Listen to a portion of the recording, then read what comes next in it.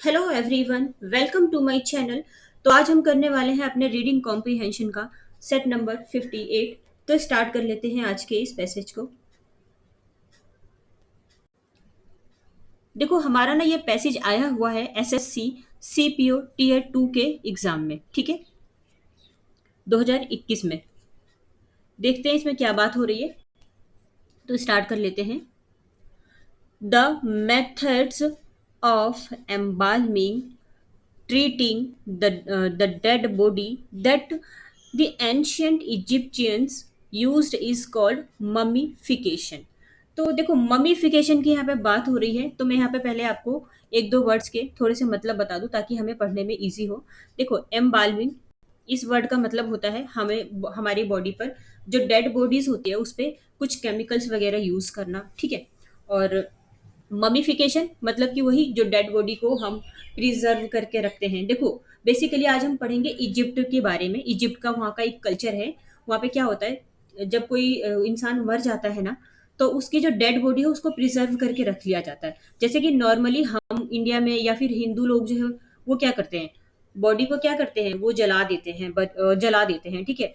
और मुस्लिम लोग वो क्या करते हैं, वो दफना देते हैं। बट जो इजिप्ट लोग होते हैं ना, इजिप्ट के लोग, वो लोग क्या करते हैं, जो डेड बॉडीज होती है ना उनको प्रिजर्व करके रखते हैं काफी सालों तक, 100 साल, 2 साल, 500 साल, कुछ इस तरह से, ठीक है। और इनका देखो कल्चर और यहाँ वहाँ का रिलीजन बिल्कुल डिफरेंट है, तो उसी रिलीजन के बारे में आज हम पढ़ेंगे, ठीक है।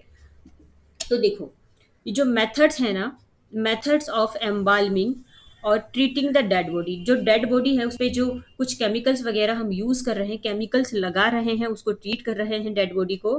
तो ये एक एंशियंट इजिप्ट का हम ये एंशियंट इजिप्ट से रिलेटेड है और इसको कहा जाता है ममीफिकेशन, ठीक है। आपने देखा होगा ना, जैसे कि डेड बॉडीज होती है उसको प्रॉपरली बांध के ताबूत वगैरह में रखना, इसको कहते हैं ममीफिकेशन, ठीक है। Using special process, the Egyptians removed all moisture from the body, leaving only a dried form that would not easily decay। क्या करते हैं जो इजिप्टियंस लोग हैं, ये एक ना स्पेशल प्रोसेस का यूज करते हैं जिसमें कि वो क्या करते हैं, जो डेड बॉडी होती है ना उस डेड बॉडी के मॉइस्चर्स को पूरी तरह से वो निकाल देते हैं, ठीक है। क्योंकि देखो, अगर बॉडी में मॉइस्चर होगा ना तो डेफिनेटली उसमें कीड़े वगैरह लग जाएंगे। तो ये क्या करते हैं, बॉडी के पूरे ही मॉइस्चर को निकाल देते हैं और बॉडी को ड्राई होने के लिए ना छोड़ देते हैं। और ताकि क्या हो, ये इजिली डीके ना हो, इजिली ये सड़े ना बॉडी और लंबे टाइम तक चले, ठीक है। It was important in their religion to preserve the dead body in as life like a manner as possible।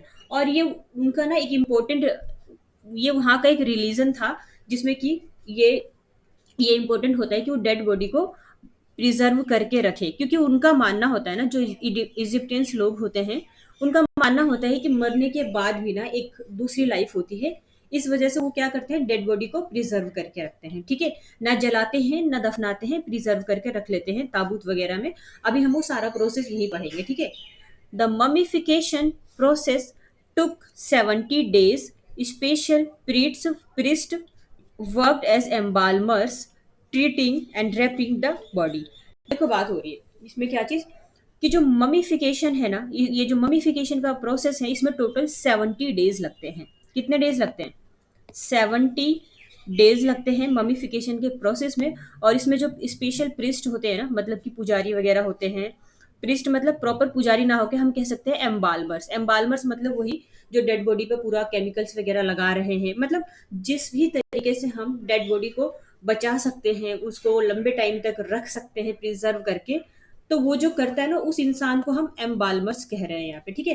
तो एम्बाल्मर्स वर्क करता है यहाँ पर डेड बॉडी पर, उस और डेड बॉडी को ट्रीट करता है, उसके बाद क्या करता है, रैप कर देता है उस बॉडी को ना, अ, एक ना क्लोथ होता है उससे वो क्या करता है, बॉडी को लपेट देता है। मैं आपको एक इमेज के थ्रू अच्छे से समझा पाऊंगी। देखो, ये दिख रहा है आपको यहाँ पे, हाँ, ये देखो, ये डेड बॉडी को कुछ कपड़े से लपेटा हुआ है ना, और ये ताबूत है, इसको ही मम्मी कहा जाता है। और इस प्रोसेस को जिस तरह से किया जाता है, इस प्रोसेस को ममीफिकेशन कहा जाता है। देखो यहाँ पे डेड बॉडी ये आपको दिख जाएगा। तो आप आई होप आप इसे इसे अच्छे से समझ पाएंगे, ठीक है। और यहाँ पे देखो कुछ छोटे छोटे ये भी रखे हुए हैं। अभी पैसेज पढ़ते हैं, ठीक है। तो चलते हैं अपने पैसेज की साइड। हाँ, देखो हमने ये पहला पढ़ लिया। नेक्स्ट पे आ जाते हैं। Beyond knowing the correct rituals and prayers to be performed at various stages, the priest also needed a detailed knowledge of human anatomy. अब देखो सारे रिचुअल्स उनको देखो, सारे रिचुअल्स, करेक्ट रिचुअल्स, जो भी रीति रिवाज होते हैं वहां पे, जो भी प्रेयर किया जाता है मरने के बाद, और इन सारी चीजों के अलावा जो प्रिस्ट होता है ना, प्रिस्ट मतलब वही एम्बाल्मर जो बॉडी की देखभाल कर रहा है, जो डेड बॉडी की देखभाल कर रहा है, ठीक है। तो इस प्रिस्ट को ना पूरी तरह से एक डिटेल्ड नॉलेज होनी चाहिए ह्यूमन एनाटॉमी की। एनाटॉमी समझते हैं, ये आपका ना वन वर्ड सब्स्टिट्यूशन में आ जाता है। एनाटॉमी का मतलब होता है कि बॉडी की एक साइंटिफिक स्टडी करना, मतलब बॉडी में कौन से पार्ट्स का क्या काम है, कौन से पार्ट्स किस जगह पर है, उस चीज की स्टडी को हम कहते हैं एनाटॉमी, ठीक है। तो ह्यूमन ह्यूमन बॉडी भी हो सकता है, एनिमल बॉडी भी हो सकता है, ठीक है। तो एनाटॉमी वर्ड इसलिए भी याद रखेंगे क्योंकि ये वन वर्ड्स में आ सकता है, ठीक है। तो देखो जो एक प्रिस्ट होता है ना, उसको डिटेल्ड नॉलेज होनी चाहिए एक ह्यूमंस की बॉडी की। द फर्स्ट स्टेप, देखो यहाँ पे प्रोसेस आ गया कि क्या क्या किया जाता है डेड बॉडी के साथ। The first step in the process, देखो प्रोसेस का फर्स्ट स्टेप क्या है, was the removal all internal parts that might decay rapidly. इसमें क्या होता है, फर्स्ट स्टेप में बॉडी का जो भी इंटरनल पार्ट्स होते हैं ना, उस सारे ही पार्ट्स को रिमूव कर दिया जाता है। मतलब कोई भी ऐसे पार्ट्स जो बहुत जल्दी खराब हो सकते हैं, जैसे कि हमारे लीवर हो गए, हमारा एब्डोमेन हो गया, और हमारे अंदर के और भी चीजें, वो सारी चीजें जो जल्दी खराब हो सकती है उसको निकाल दिया जाता है बॉडी में से पूरी तरह से। The brain was removed by carefully inserting special hooked instrument up through the nostril in order to pull out bits of brain tissue। और देखो पहले क्या किया, बॉडी के सारे इंटरनल पार्ट्स निकाल दिए, ठीक है। उसके बाद अब क्या हो रहा है, अब यहाँ पे ब्रेन निकाला जा रहा है, और ब्रेन भी देखो डायरेक्टली नहीं निकाला जा रहा है। सपोज ये नोज है, ठीक है, मैं आपको एज ए एग्जाम्पल कह रही हूँ। अब किसी भी ह्यूमन का, ये तो मैं ड्राइंग ही सही नहीं बना पा रही, ठीक है। ये मैं कुछ इस तरह से बना दूँ, ये तो देखो मुझे बनाने भी नहीं आ रहा। सपोज कर लो ना कि ये कोई ह्यूमन बॉडी है और उसका ब्रेन है यहाँ पर, ये ब्रेन है, ठीक है। तो ब्रेन को डायरेक्टली कट पिट करके नहीं निकाला जा रहा है। क्या हो रहा है यहाँ पे देखो, एक स्पेशल ना हुक का यूज किया जा रहा है। उस हुक से क्या करते हैं, ये जो नोज है ना आपका, देखो इस नोज में से इस हुक को ना ऐसे डाला जाता है। मैं यहाँ पे हुक बना के भी दिखला देती हूँ आपको। ये हुक है, इस हुक को ऐसे डाला जा रहा है यहाँ पे। फिर क्या किया जा रहा है, ऐसे डाल के यहाँ से ब्रेन निकाल लिया जा रहा है। यहाँ से बाहर से, यहाँ से ऐसे मतलब कुछ इस तरह से ऊपर की साइड करके ना यहाँ से इस ब्रेन को निकाल दिया जाता है, ठीक है। तो नोज के थ्रू वो एक हुक को यूज किया जा रहा है, ठीक है। तो देखो आपको ये समझ में आ गया कि किस तरह से ब्रेन निकाला जाता है। ब्रेन के टिश्यूज वगैरह सारी चीजें निकाल दी जाती है। पहले इंटरनल पार्ट्स निकले, फिर ब्रेन निकाला गया ये हुक वगैरह, हुक का यूज करके। अब देखो क्या हो रहा है, the embalmers then removed the organs of the abdomen and chest through a cut usually made on the left side of the abdomen. अब देखो यहाँ पे क्या कर रहा है, जो एम्बाल्मर्स है ना, वही जो बॉडी के साथ काम कर रहा है, डेड बॉडी के साथ, वो क्या कर रहा है, ब्रेन निकालने के बाद अभी बात हो रही है कि बॉडी के जो और भी ऑर्गन्स है ना, जैसे कि एब्डोमेन और ये जो चेस्ट वगैरह है, वहां पे जितने भी पार्ट्स है उसको किस एक कट लगा के निकाला जा रहा है। किस तरह से निकाला जा रहा है, जो लेफ्ट साइड है ना हमारे एब्डोमेन का, जो हमारे पेट का, एब्डोमेन का मतलब होता है पेट, पेट के लेफ्ट साइड से और सारे ऑर्गन्स निकाले जा रहे हैं। अंदर में हमारे पेट के अंदर जो भी अदर पार्ट्स होते हैं उसको निकाला जा रहा है, और साथ में लेफ्ट साइड से इसको एक कट लगा के चेस्ट के आसपास जितनी भी चीजें उसको को निकाल दिया जाता है।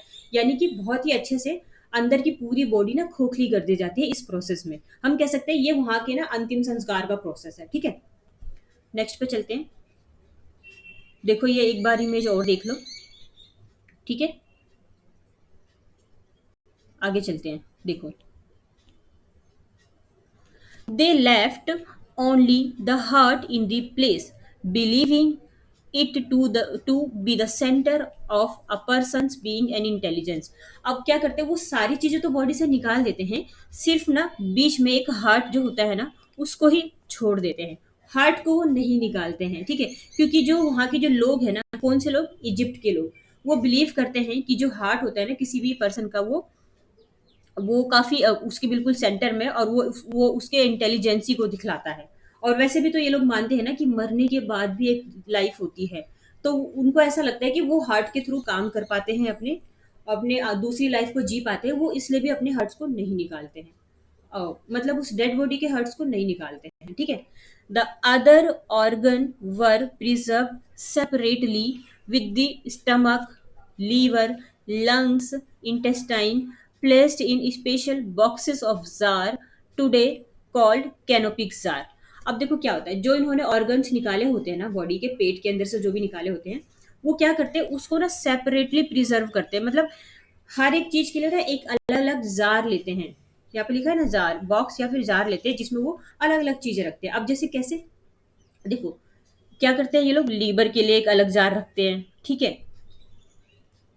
लंग्स के लिए अलग जार होता है, इंटेस्टाइन्स मतलब जो हमारी छोटी आंत और बड़ी आंत होती है, उसके लिए वो एक अलग जार रखते हैं। मतलब कि हम कह सकते हैं कि हर पार्ट्स के लिए ना एक अलग अलग छोटे छोटे जार बनाए होते हैं, और वो सारे बॉडी पार्ट्स क्या करते हैं, अलग अलग रख लेते हैं। और ये जो जार होते हैं ना, उसको आजकल क्या कहा जाता है, कैनोपिक जार, ठीक है। These were buried with the mummy, और ये सारी चीजें ही ना उस मम्मी के साथ, जो डेड बॉडी, उस डेड बॉडी के साथ में दफनाई जाती है, ठीक है। ऐसा नहीं है कि वो चीजें निकाल के कहीं वो लोग हटा दिए, हटा नहीं रहे हैं, वो डेड बॉडी के साथ ही रख रहे हैं, ठीक है।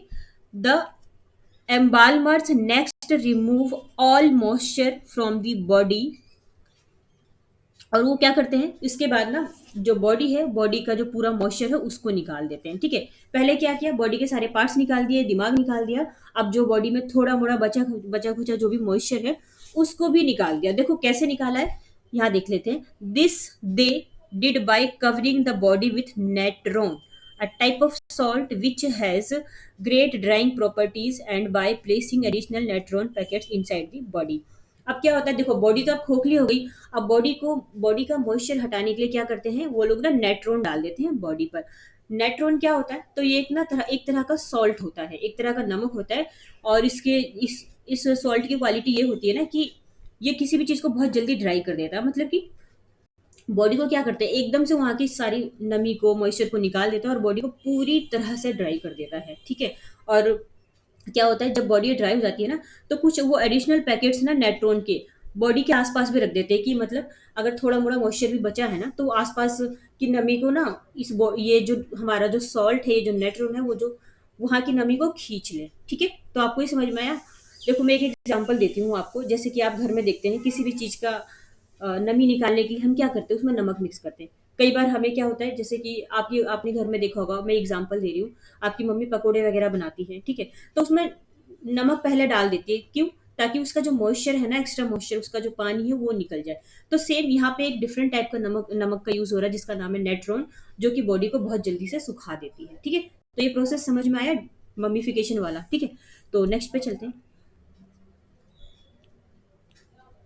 नेक्स्ट है हमारा, when the body had dried out completely, embalmers removed the internal packets and lightly washed the natron of the body।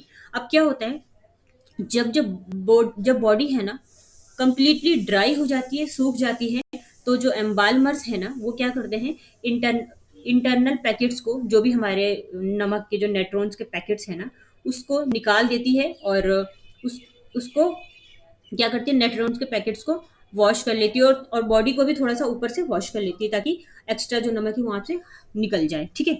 मतलब कि बेसिकली क्या करते हैं, वो एक्स्ट्रा चीजों को वहां से हटा देते हैं। The result was very dried out but recognisable human form. और जब ऐसा होता है ना, जब बॉडी से पूरा मॉइस्चर निकल जाता है, तो उसका जो रिजल्ट आता है वो क्या होता है, कि बॉडी पूरी तरह से ना सूख चुकी होती है, ठीक है। बट ऐसी होती है बॉडी कि हम उसको इजिली रिकॉग्नाइज कर पाए कि हाँ ये इस ह्यूमन का है, क्योंकि वहां का सिर्फ मॉइस्चर निकल जाता है, बट उसके हड्डी वगैरह ये सारी चीजें तो वहां रह जाती है, ठीक है। To make the mummy seem even more lifelike, sunken areas of the body were filled out with linen and other material, and false eye were added।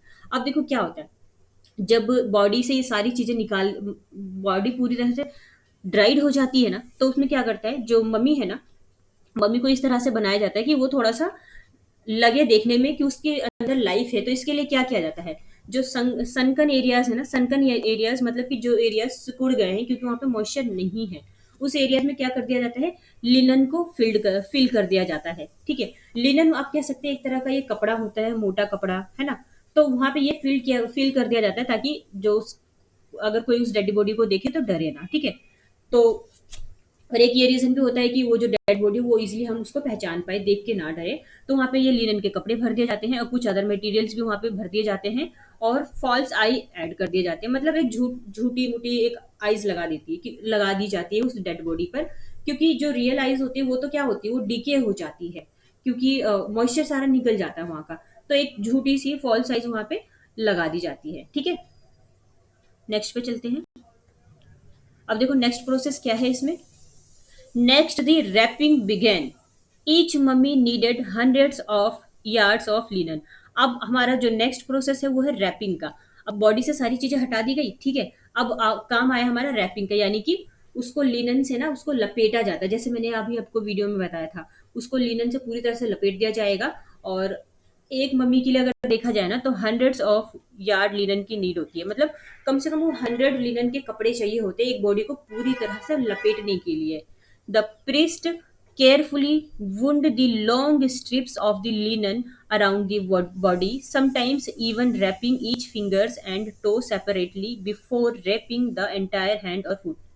अब यहाँ पे जो प्रिस्ट होता है ना, प्रिस्ट मतलब वही एम्बालमर्स, वो क्या करता है, केयरफुली जो लॉन्ग स्ट्रिप्स है ना, बड़ी बड़ी पट्टियां हैं, उसको लेता है लिनन की और बॉडी के चारों ओर ऐसे ऐसे लपेट देता है। ठीक है, और समटाइम्स क्या होता है कि वो पहले ना फिंगर्स को और जो हमारे जो पैर है उसको क्या करता है, सेपरेटली रैप करता है ना। कई बार पहले हमारे फिंगर्स को अलग से रैप कर देगा और पैर को अलग से रैप कर देगा, उसके बाद पूरी बॉडी पे भी रैप करेगा। ठीक है, in order to protect the dead from mishap in afterlife, amulets were placed। और क्या होता है, इस डेड बॉडी को प्रोटेक्ट करने के लिए ना, क्योंकि ऐसा माना जाता है ना कि इनकी एक खुद की एक लाइफ है मरने के बाद भी।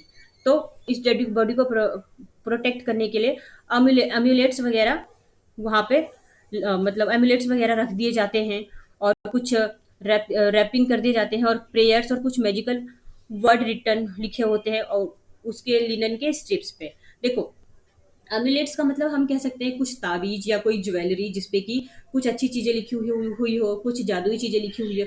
तो क्या होता है, मरने वाले के आसपास कुछ इस तरह की चीजें रख दी जाती है, कुछ पॉजिटिव टाइप की चीजें, कुछ उसकी ज्वेलरीज वगैरह। ठीक है, और उनके वहां पे लिनन के कपड़े पे ना कुछ प्रेयर्स वगैरह लिख दी जाती है जो भी उनके भगवान से रिलेटेड होती है।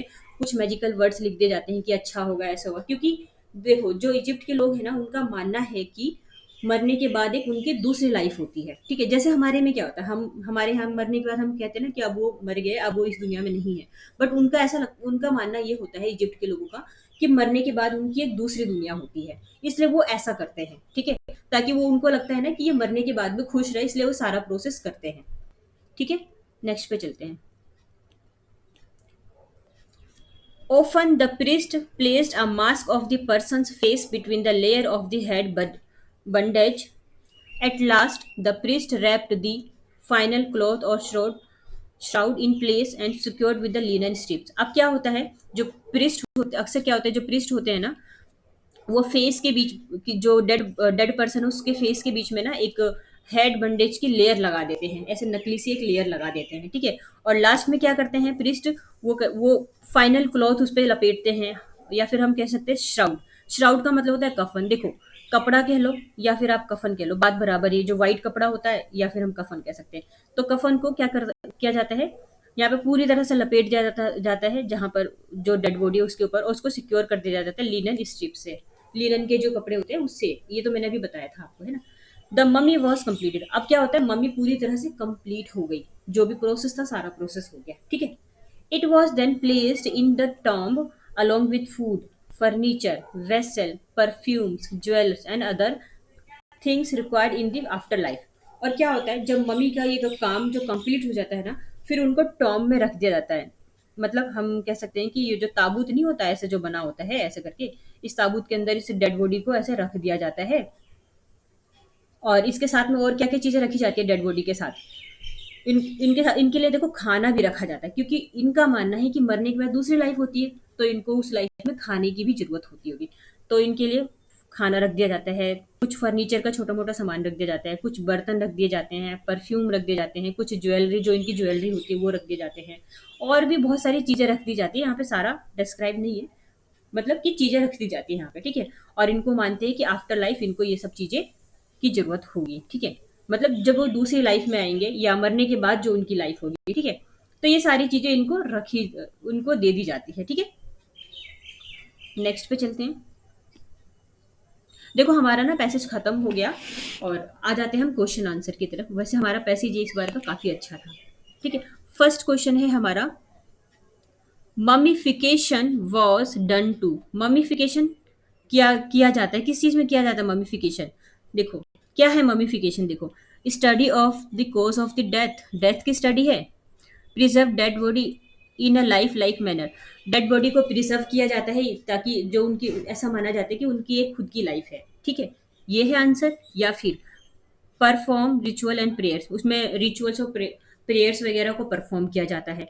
और test the drying properties of natron, natron के ड्राइंग प्रॉपर्टीज को टेस्ट किया जाता है। देखो ममीफिकेशन क्या था, यही था ना कि हम डेड बॉडी को प्रिजर्व करते हैं, क्योंकि हम मतलब हम नहीं, मतलब कि ऐसा माना जाता है कि इनकी एक लाइफ होती है, ठीक है, मरने के बाद भी। तो हमारा करेक्ट आंसर हो जाएगा बी, ऑप्शन नंबर बी हमारा करेक्ट आंसर है, ठीक है। तो नेक्स्ट पे चलते हैं। देखो नेक्स्ट क्वेश्चन है हमारा, why was the knowledge of the anatomy important for the priest. जो प्रिस्ट होते हैं उनको एनाटोमी की नॉलेज होनी चाहिए। एनाटोमी मतलब वही the scientific study of human body या एनिमल बॉडी, ठीक है। तो उनको नॉलेज क्यों होनी चाहिए? तो देखो यहाँ पे देख लेते क्या आंसर है। To delay the decay of the body for the 70 day, क्योंकि 70 दिन लगता है डीके होने में, नहीं है तो कोई रीजन ही नहीं है उनको इन चीज की नॉलेज होना और 70 दिन लगना, इसमें कोई रिलेशन नहीं है। To wrap each part of the, क्योंकि बॉडी के पार्ट को लपेटा जाता है इसलिए, नहीं देखो ये भी आंसर नहीं होगा हमारा, ये हटाओ। To remove internal organs from the body, body के इंटरनल ऑर्गन्स को निकालने के लिए नॉलेज होना चाहिए, ठीक है। टू प्लेस नेट्रॉन, नेट्रॉन के पैकेट्स रखने के लिए बॉडी की नॉलेज होना चाहिए, नहीं। हमारा जो करेक्ट आंसर होगा ना वो सी हो जाएगा, क्योंकि जब उनको इंटरनल ऑर्गन्स के बारे में पता होगा जो प्रीस्ट है, तभी तो वो निकाल पाएंगे, तभी तो उनको पता होगा ना कि कौन से बॉडी के पार्ट्स निकालने हैं, कौन से बॉडी के पार्ट छोड़ने हैं। जैसे कि हमने पढ़ा था कि इसमें उन्होंने दिल को नहीं निकाला था, बाकी सारे पार्ट्स को निकाल लिया था, है ना। तो इसलिए एनाटोमी की नॉलेज होना इंपॉर्टेंट है, ठीक है। तो ऑप्शन नंबर सी हमारा करेक्ट आंसर हो जाएगा। नेक्स्ट पे चलते हैं। नेक्स्ट है हमारा, what was the initial steps in the process of mummification. जो ममीफिकेशन का प्रोसेस होता है उसमें इनिशियल स्टेप, सबसे पहला स्टेप क्या होता है? तो देखो पढ़ लेते हैं, देख लेते हैं क्या है आंसर हमारा। फर्स्ट है कंप्लीटली ड्राइंग द बॉडी, ठीक है। Placing a face mask between the head bandage, head bandage के बीच में एक फेस मास्क लगाया जाता है, ठीक है। Wrapping the body with strips of linen, ये तो देखो सबसे लास्ट में करते थे ना, मतलब बॉडी को रैप तो तभी करते थे जब सारे काम हो जाते, तो ये तो आंसर हमारा कभी नहीं हो सकता।